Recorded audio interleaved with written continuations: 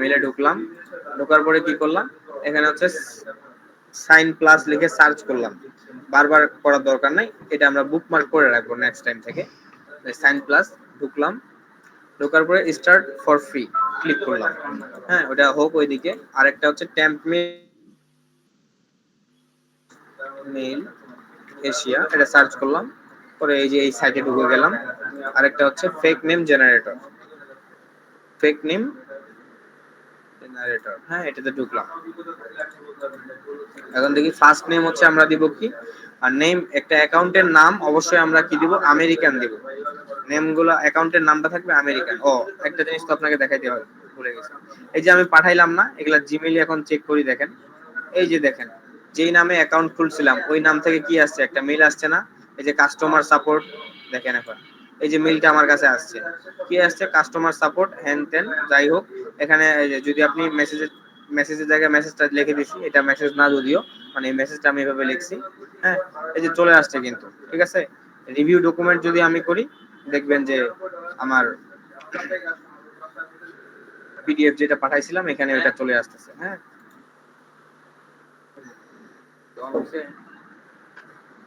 একটু এই যে দেখেন পিডিএফটা ওই দেখা যাচ্ছে, ঠিক আছে, এখানে আমার ইনবক্সে চলে আসছে, বুঝতে পারছেন। এই যে দেখেন যার নাম দিয়ে খুলছিলাম ওই নাম থেকে আমার কাছে ইমেল আসছে সাইন প্লাস থেকে, ইনবক্সে আসছে। কোথায় আসছে দেখেন, এই যে ইনবক্সে আসছে কিন্তু। হ্যাঁ, ইনবক্সে মেসেজ আসছে, আগে স্প্যামে যাচ্ছিল, এখন ইনবক্সে করে নিচ্ছি, ঠিক আছে। অনেক সিস্টেম বা অনেক ঘাটাঘাটির পরে এরকম অবস্থায় আসছে। যাই হোক, কাজটা দেখাই। এই যে ধরেন একটা জিমেইলে গেলাম, হ্যাঁ জিমেইলে যাওয়ার পরে সাইন প্লাসটা আসলাম, একটা টেম্প মেইলের সাইট নিলাম, একটা ফেক নেম নিলাম।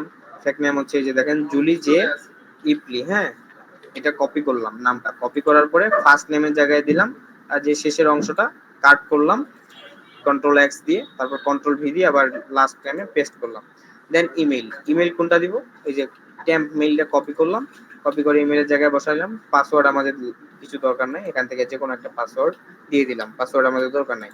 সাইন ফর ফ্রি করলাম, দেখবেন যে অ্যাকাউন্ট হয়ে যাবে। এখন যে অ্যাকাউন্ট হয়ে গেছে, এখানে জাস্ট একটা কোড যাবে টেম্প মেইলে, এখানে টেম্প মেইলে কোড চলে আসবে, এই যে কোড চলে আসছে।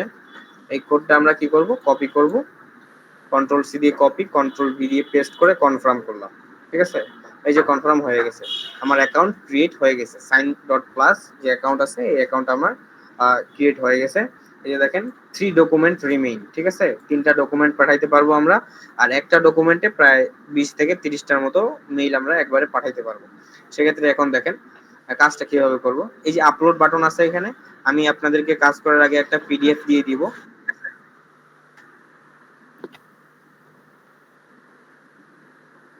কাজ করার আগে একটা পিডিএফ দিয়ে দিব, ওই পিডিএফটা যখন আপলোড বাটনে ক্লিক করবেন তখন দেখবেন ডাউনলোডসে এসে ওই পিডিএফটা পেয়ে যাবেন। এই যে পিডিএফটা ওপেন করলাম, ওপেন করার পরে কি করব, রিকোয়েস্ট সিগনেচার ক্লিক করব। রিকোয়েস্ট সিগনেচার ক্লিক করার পরে এইরকম একটা জিনিস আসবে। এখানে আমরা এই যে দেখেন একটা আছে না, অ্যাড রেসিপিয়েন্টে যখন ক্লিক করব তখন আরেকটা বাড়বে, আর রেসিপিয়েন্টে আরেকটা যখন ক্লিক করব আরেকটা বাড়বে। এভাবে আমরা 15, 20টা, 30টা অ্যাড করে নিব একবারে। করার পরে কি করব, এই জিনিসটাকে একটু ছোট করে নিব, এখানে মিনিমাইজ করে নিব। হ্যাঁ, করার পরে দেখেন ম্যাক্সিমাইজ করব, করার পরে দেখেন এরকম হয়ে যাবে। আর আমি তো আপনাদেরকে মেইল দিয়ে দিব, ঠিক আছে। এই যে ধরেন এরকম মেইল আমি আপনাদেরকে দিয়ে দিব, এরকম করে 2000 3000 মেইল আপনার সিটে আমি উঠাই দিব, ঠিক আছে।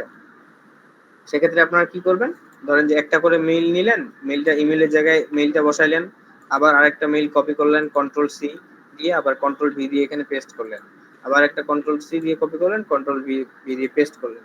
এভাবে করতে করতে অনেকগুলো মেইল আপনি একসঙ্গে করলেন, ঠিক আছে।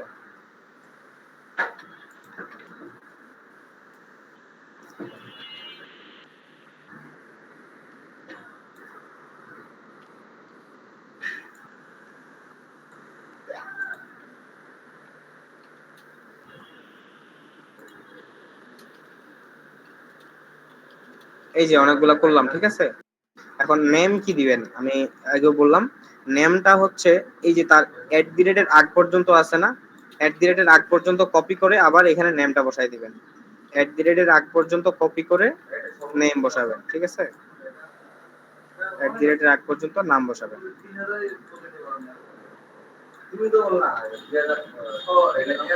ধরেন যেভাবে নামটা বসাইলাম, ঠিক আছে, এভাবে সবগুলাই কপি করে নামগুলো বসাবেন। বসানোর পর কাজ কি, এই যে নেক্সট আছে, নেক্সট বাটনে ক্লিক করলেন, একেবারে 20টা 30টা করে পাঠাবেন।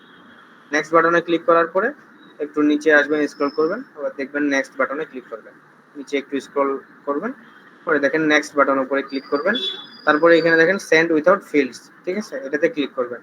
করার পরে এখানে হচ্ছে ইমেল সাবজেক্ট একটা, ইমেল মেসেজ একটা, ইমেল ডকুমেন্ট নেম একটা থাকে, এই সবগুলো আমি আপনাদেরকে হোয়াটসঅ্যাপে দিয়ে দিব, সেই অনুযায়ী আপনারা এখানে সবকিছু বসাবেন।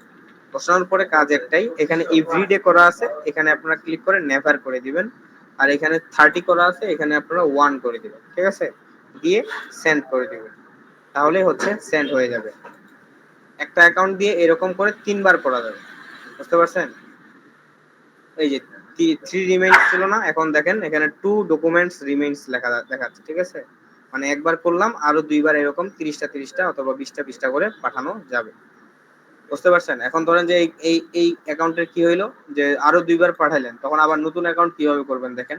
নতুন অ্যাকাউন্ট করার ক্ষেত্রে এই সবগুলো আপনি এই জিমেল থেকে কেটে দিবেন, কেটে দিয়ে control shift delete button click করে এখানে অল টাইম করা থাকবে, সবগুলো ক্লিক করবেন, হ্যাঁ, এভাবে করবেন, দিয়ে ডিলিট এটা আপনারা আরো জানেন, হিস্টোরিক্যালি এক কথা, বুঝতে পারছেন? আমি আর করে দেখাইলাম না, আপনারা সবাই বুঝতে পারছেন তো নাকি? স্যার আমরা তো হ্যাঁ নতুন clear, করে একদম জয়েন clear। করলাম, আরেকবার যদি দেখানো যেত। আরেকবার, আচ্ছা আমি আচ্ছা এখন ভাইয়া আমি বুঝতে পারছি, আমি লিভ নেই। হ্যাঁ বুঝতে পারছেন, লিভ নেন, সমস্যা নেই, কাজ কিন্তু এখনই শুরু করবো, বুঝতে পারছেন? আচ্ছা আমি তখন লিংক দিলে হয়ে যাবে, আমি বুঝতে আচ্ছা পারবো। আচ্ছা আচ্ছা, এখন হচ্ছে কথা হচ্ছে আমরা হচ্ছে লাইভে কাজ করব, কাজটা আমরা গুগল মিটে